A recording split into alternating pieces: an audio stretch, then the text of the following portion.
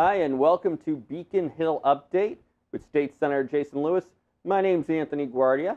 I'm from Wakefield, Massachusetts, and we are here at Wakefield Community Access Television with our good friends from Ian McDermott and his entire staff who have been nice enough to lend us their studio and have their crew working with us today. I was fortunate enough to be asked by the Senator's staff and WCAT to come here and do this excellent interview. I'm very excited because Senator Lewis has been our state senator since 2014. Wow, over 10 years. Time flies, doesn't it, when you're having fun? And that's, I think, Malden, Melrose, Reading, Stoneham, Wakefield, and parts. It's not all of Winchester. It's parts of Winchester. Right. Wakefield is obviously your favorite town. Oh, you're going to put me on the spot here. No. And it's like my communities I represent are like my children. Yeah, they're all equal. Yeah, cannot have favorites among them. And then you are the chair of the Joint Committee on Education and the chair of the Senate Ethics Committee. Yes. I hope the latter that you're not that busy. Fortunately, in recent years, that committee hasn't had to be too busy, and hopefully it'll stay that way, yes. No, and I think the Education Committee, however, has been extremely busy. So as it should be, and I think, oh my God, the Student Opportunity Act was your bill, and that was huge. And you've been a champion of raising the minimum wage up to $15 an hour, and one of the models for the country, hopefully, on universal paid family and medical leave. So that's quite the accomplishment, quite the list. So why are you still doing this? There's always more to be done, right? No, absolutely. The job is never done. What I will say is, I don't know if you want to take a second. I don't think you really need an introduction, but if you want to take a second to introduce yourself on that camera, I know the people at WCAT like it when we do, because it also allows them to set that camera. So if you want to take 15, 10, 30 seconds, say hi, and then we'll get into the questions. Sure. Well, hello, everyone, and it's great to be back doing another episode of Beacon Hill Update, where we give everybody at home an update about what's been happening in our state legislature on Beacon Hill, and what I'm working on to try to make our communities even stronger and an even better place to live and raise a family. And really appreciate Anthony stepping in today as a host of our show. Thank you. No, happy to do it. And I think the last legislative session ended in December. And do you want to share maybe some highlights from last year? I know we talked a little bit about some of the things you're working on. Yes. But what are some of the highs and maybe even some of the lows, if you want? Yeah, well, we in Massachusetts, just as a reminder for folks, our legislative sessions are run for 2 years. And, there was some consternation, I will admit, in July of last year, when ordinarily we would sort of finish the main work of a legislative session, because there were a lot of bills that just didn't get across the finish line. But the good news is that we stuck to it and kept working on those bills. And in the end, we got pretty much all of them, to Governor Healy's desk, and she signed them. So just to let folks know some of the big accomplishments from this last session, the Affordable Homes Act, which was the most significant housing bill that we've passed in Massachusetts in decades, and that's all designed to try to increase the production of housing of different types in order to bring down the cost of housing, right? Because everyone knows that housing has just gotten too expensive. We also did another significant climate bill that is going to make it easier to site and permit solar facilities, offshore wind. We're facing some headwinds in that area from the federal government. We can talk about that later, but we're still pressing ahead in Massachusetts to bring down the cost of electricity and also switch to renewable energy. We also did pass a number of healthcare-related bills, one of which is designed to reduce the cost of widely used prescription drugs like insulin. Another bill is to improve addiction treatment, like licensing of recovery coaches and so forth. And then a third bill is designed to improve access to maternal health and maternal health care, which is part of our state's overall efforts to improve reproductive care and be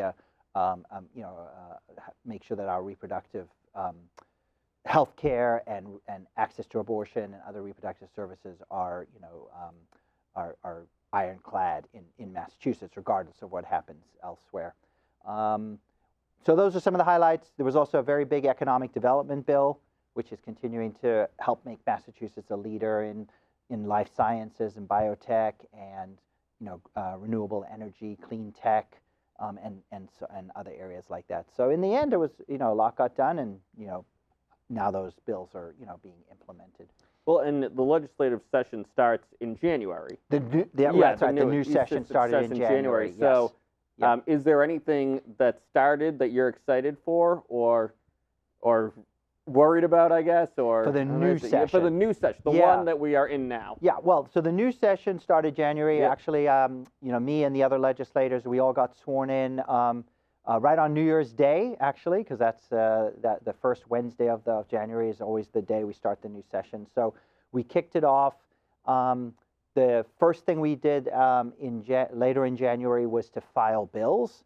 So I filed several dozen bills on different issues that I've been working on, and my colleagues did. And so all those, there's a couple thousand bills now that have been filed. Those are all going to get assigned to committees, and we'll be going through the legislative process, and obviously we can talk about some of those. But just to cut right to it, the big thing that is causing a lot of uncertainty and concern and chaos really is just the horror show that is the Trump administration, and what they're doing in Washington doesn't just stay in Washington. It affects all of our states, all of our communities in so many different ways. So that is just a huge dark cloud that's hanging over everything else we're trying to do. Well, yeah, and so your communications staff member did an excellent job putting together the script, but I'm going to just deviate from it now because it's just flipping questions around, because you did a great job on it. But I think you're hitting it on the head, right? And I think I'm so curious your thoughts of before November, going into this legislative session. I'm curious, all right, what do you wake up thinking about saying, I'm so excited to work on? I have to imagine after the election, that went from, oh my God, what do I have to get ready to protect and rally? And I guess, let's get right to it. I just did the school committee interviews, and the first question was what's going on with the Department of Education. Yep. There's fear from our friends. We have quite a few advocates for immigration rights who are very scared about what they've seen happen at our local college campuses. And I can go, and the list goes on and on. Absolutely. I guess my question for you then is, as a state senator, what are you trying to do to, I don't want to say mitigate the harm, but what are you trying to do to make sure Massachusetts stays as strong as it is? Well, I mean, there's no simple or easy answer. Well, then we're done. Then we can cut this shut. But a few thoughts. One is I'm trying to use my voice. Right, I'm a privileged person who has being in elected office and representing our communities gives me a platform. So I certainly am trying to use that platform where I can to stand up for people's rights, to condemn, when I see actions being taken from the Trump administration or Republicans in Congress that would do things to hurt our communities, whether it's on immigration, on economic policies, on funding for Medicaid and food and SNAP and education and all these other things. So that's one thing.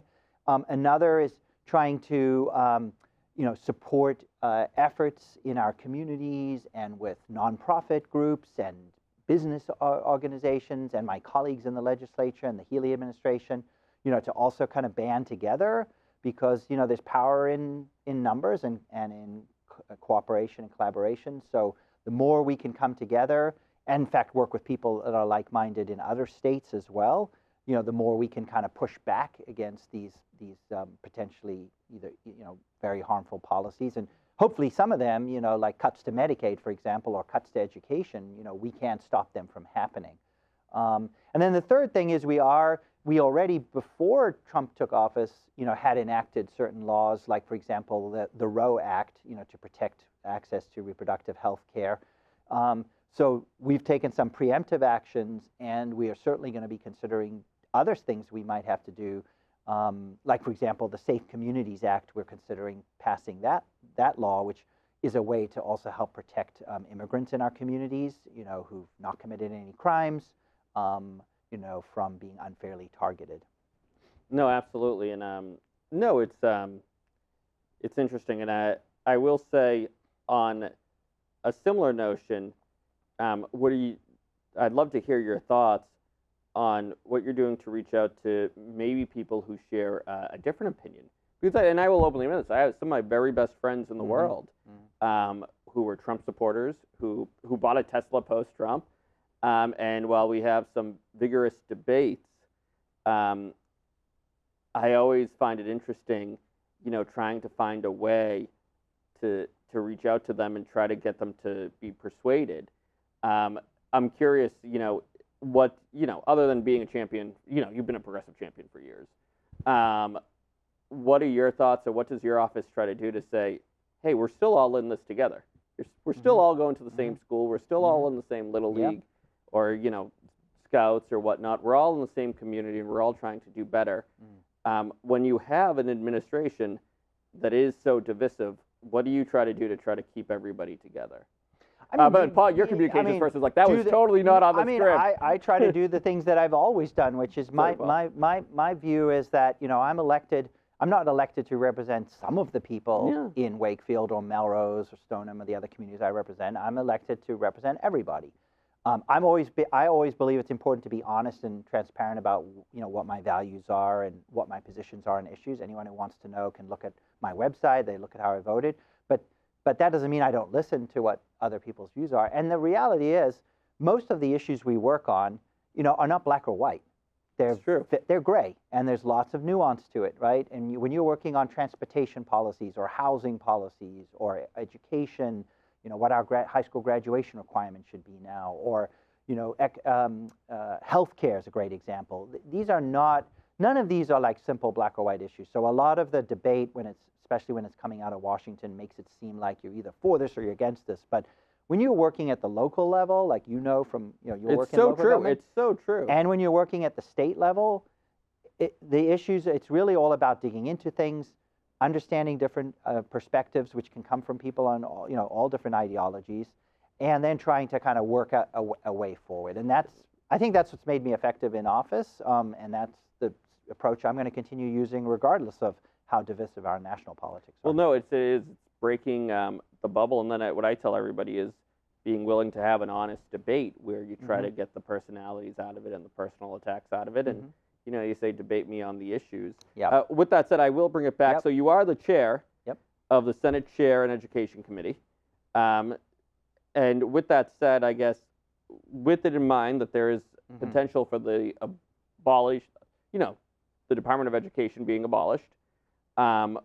What are your thoughts, and what do you hope to accomplish as chair of this legislative session? Yeah, so again, we don't know exactly what's going to happen on the federal side. So setting that aside for a minute, because that obviously could create some crises for us, especially around funding.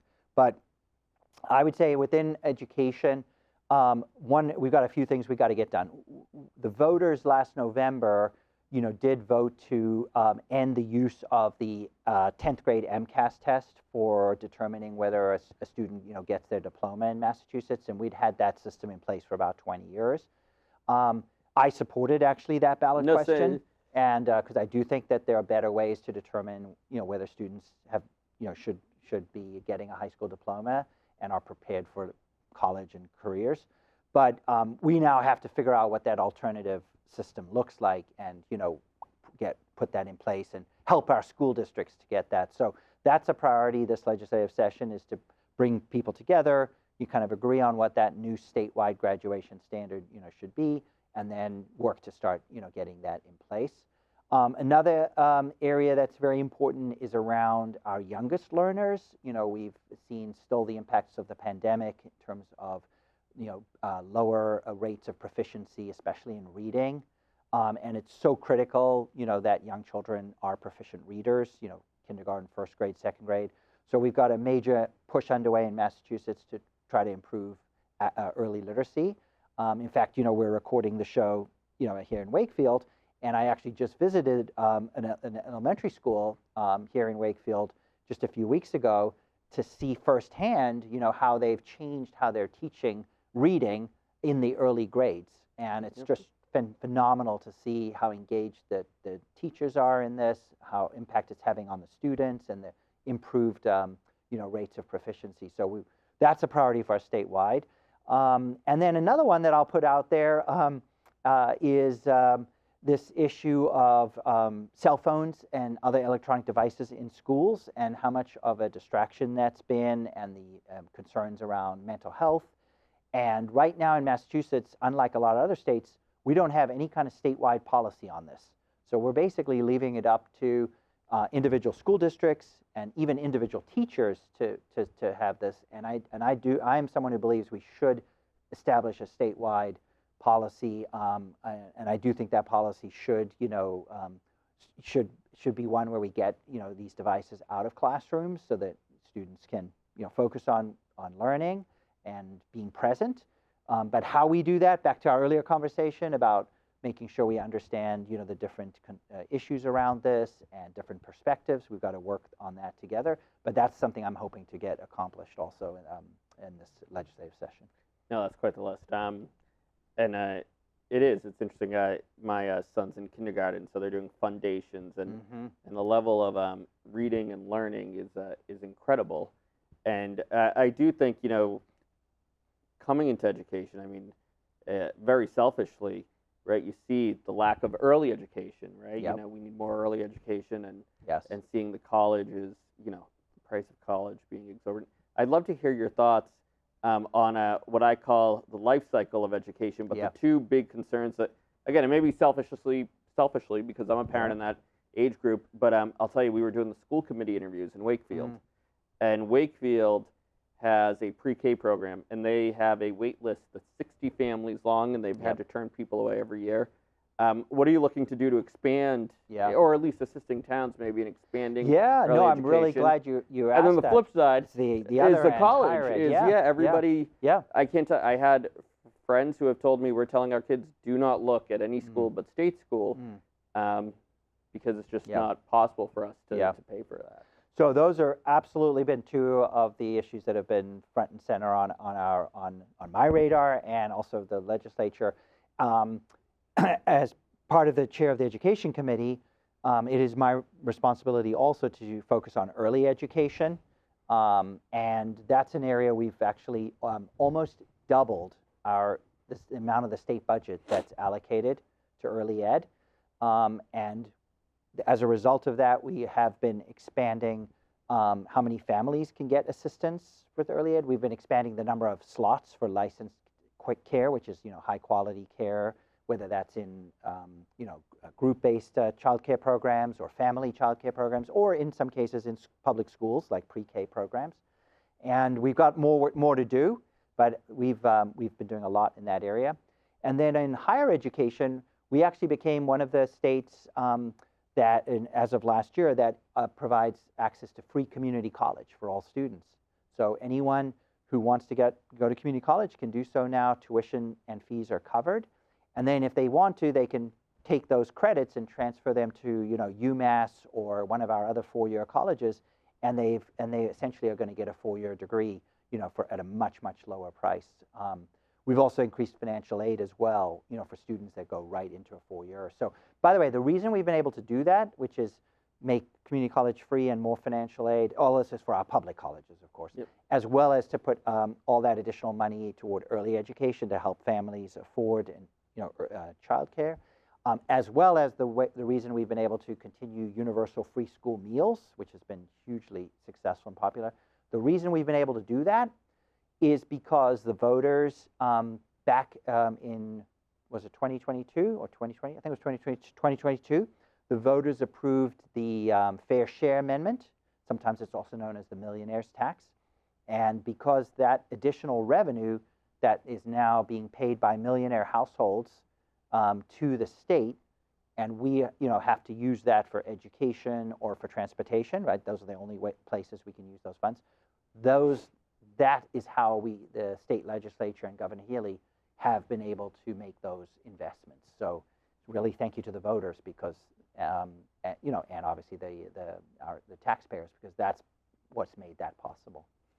No, that's well, and I guess outside of education, and you can say education, but what are some of your priority bills? I guess on the positive side, what wakes you up in the middle of the night excited? Like, I can't wait to work on this bill. I really want to see this go through. So a lot of it is in education, just because it's a passion of mine, and it's also the committee I chair. And so some of the things I talked about.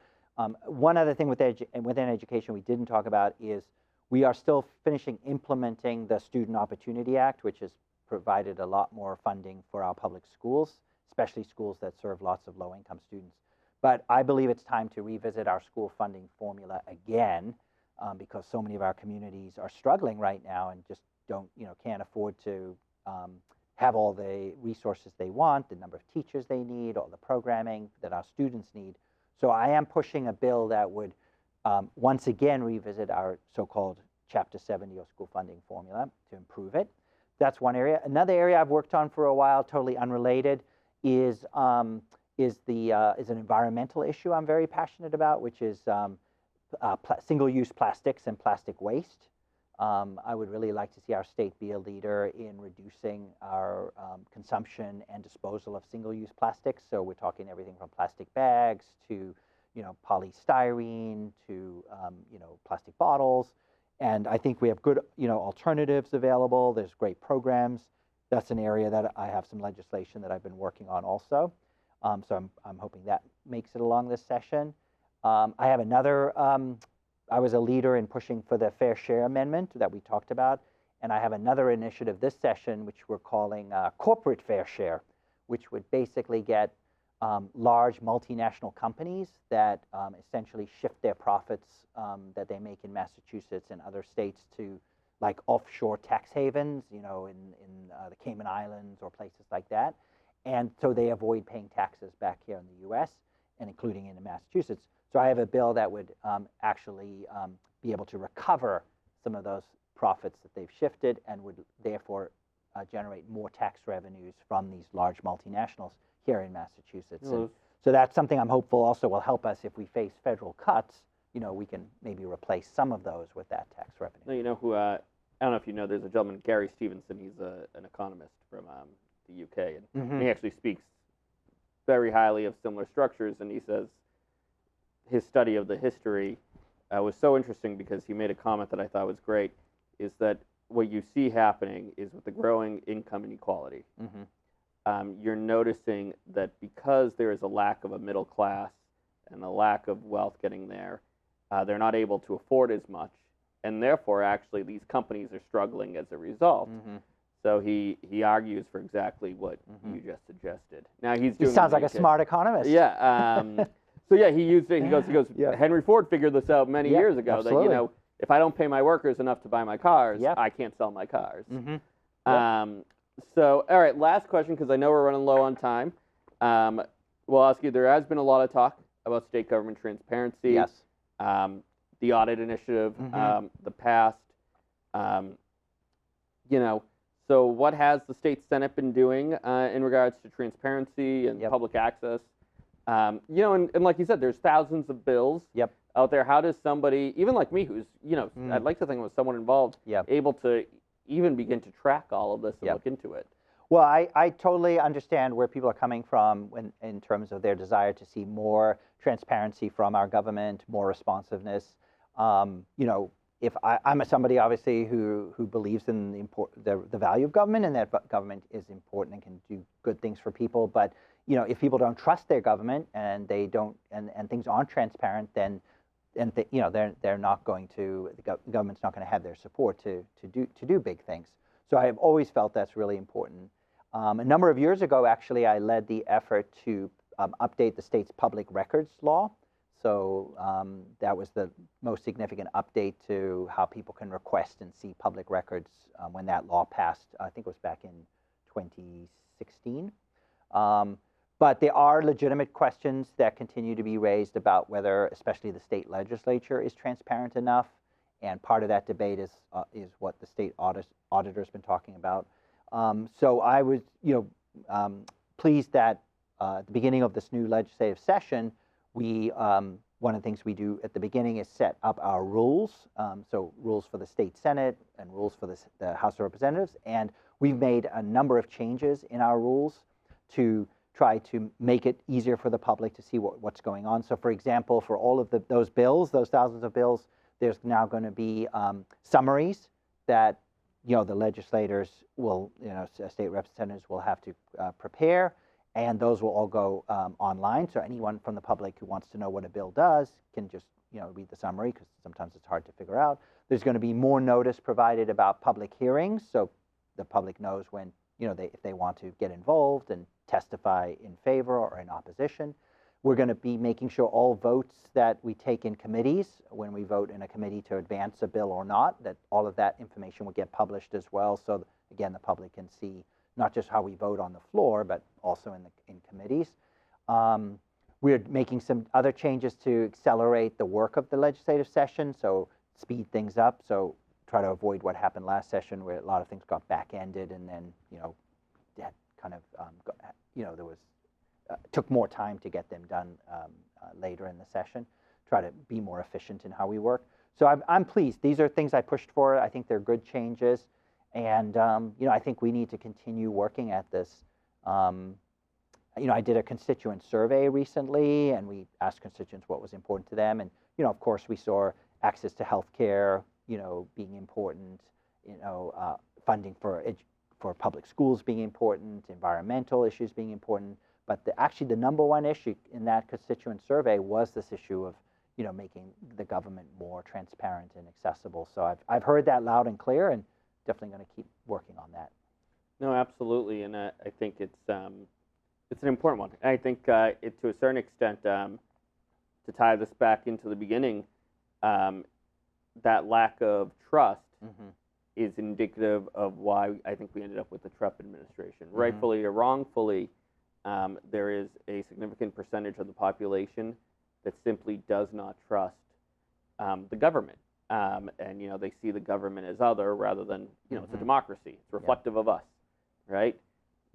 So when you don't view the government as that way, you have a variety of issues, and I think we're seeing that, and I think that's, to a certain extent, why you see it. And, and that's at least, again, my friends who do support Donald Trump and who do support the Republican Party, I think that's what I hear from them. And, I think it all goes back to the same thing. If we can create that trust and create those bridges, we can maybe do good things for a lot of people. You're absolutely right. People have to have trust in the government, that it's got their best interests at heart. And number two, you got to get results. Oh, it's so true. You've got to get results. When we say we're going to improve healthcare, or we're going to make this transition to clean energy, or we're going to make housing more affordable, cost of living, we have to do things, and people have to see that it is making it. No, they absolutely. You're absolutely right. So we could go on. I'm very tempted to bring in Ezra Klein and the abundance, and then everybody's gonna be like, who are these nerds? But no, all right. Well, thank you for doing this. Thank you again to WCAT. I think we made it just at the 30-minute mark. Any final comments or? Again, thanks so much for hosting our Beacon Hill update. And I just want to remind folks, always welcome, hearing from my constituents. You can call my office, you can email us, you can message us. I also have office hours every month in each of the communities I represent, so people can always just come to office hours. You're free to just drop in, no appointment needed. Or come visit us at the State House. We love getting visitors at the State House as well. No, well, thank you so much, and thank you, Senator Lewis, and again, thank you to WCAT. Thank you.